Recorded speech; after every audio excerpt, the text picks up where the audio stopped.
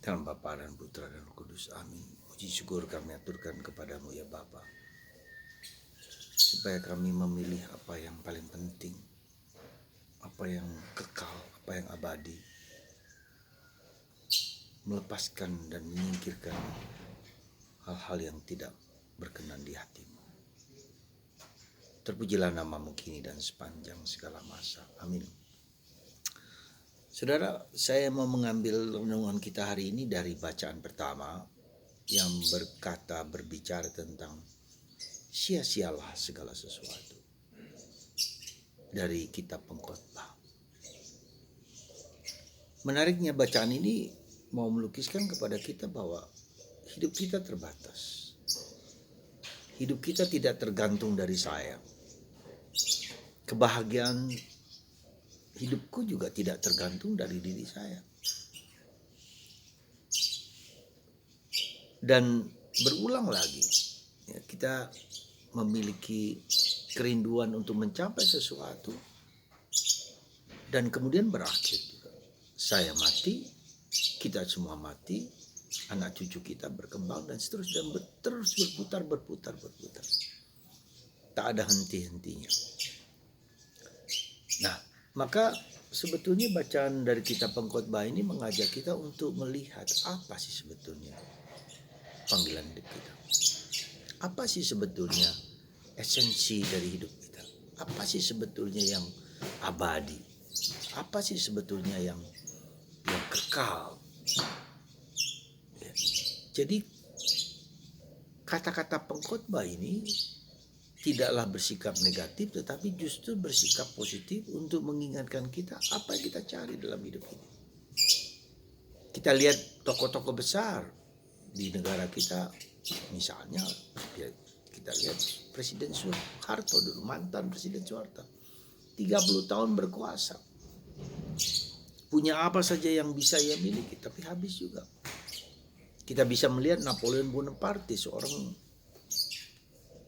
presiden, seorang raja yang besar. Kita bisa melihat Hitler, kita bisa melihat kerajaan-kerajaan besar, dan mungkin juga Cina yang sedang berkuasa, bisa saja. Ya, kerajaan masa lalu, Genghis Khan, Mongolkan, habis semua.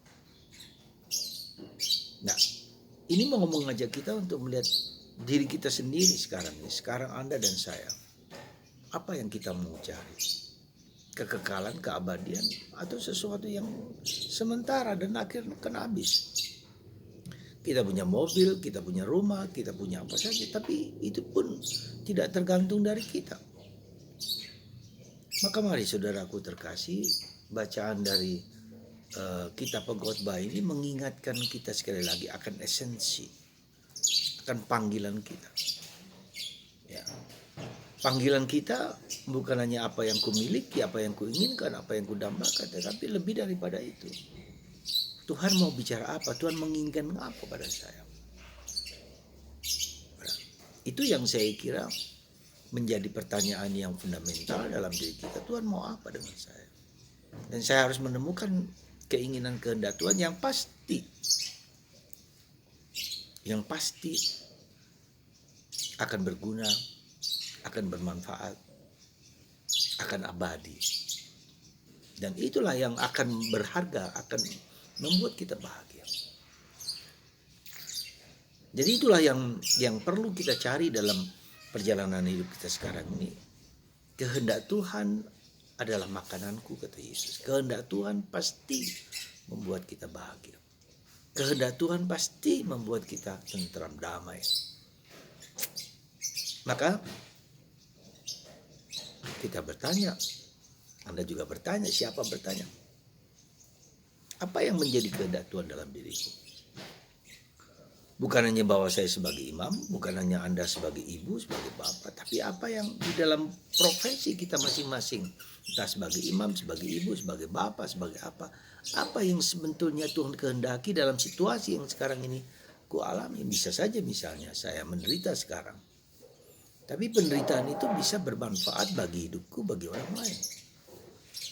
Kita bisa lihat banyak contoh, ya, para santa yang menderita hidupnya, tetapi dalam penderitaan itu tetap berguna bagi orang lain.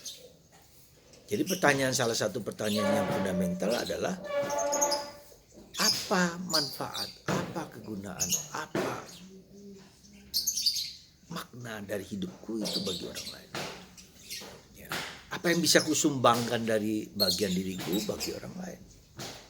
Apa yang bisa kubagikan kepada orang lain. Saya kira itu yang pertanyaan yang paling fundamental yang harus kita mengerti. Dan itu bisa kita lihat dalam bacaan Injil hari ini tentang kisah seorang Raja Herodes yang hanya mengikuti apa yang menjadi nafsu dan keinginannya. Dia bisa mengambil istri saudaranya sendiri yang bernama Herodias. Dan rupanya Herodias juga suka. Sehingga dia karena Yohanes Pembaptis mengkritik Raja Herodes. Dan Herodias ingin membunuh Yohanes Pembaptis. Dan terjadi. Jadi kalau kita perhatikan saudaraku terkasih, Herodes Agung yang hanya memenuhi keinginan-keinginan manusiawi dagingnya, dia akhirnya habis juga dia. Menjadi gelisah, menjadi cemas, tidak bahagia dengan hidupnya. Nah, pertanyaan yang sama dengan kita, apakah kita juga ingin memenuhi apa yang sekedar kita inginkan dan membuat kita bahagia sementara ini? Ataukah ingin kebahagiaan yang abadi? Semoga permenungan yang nampaknya bersifat negatif tapi justru bersifat positif, mengingatkan kita akan panggilan kita untuk mencari yang abadi, yang kekal, yang mulia, yang luhur, yang benar, yang baik, mencari energi positif dalam diri kita. Segala sesuatu energi positif yang indah, yang mulia, dan menghindari energi yang negatif. Ya, balas dendam, marah, kecewa. Ya.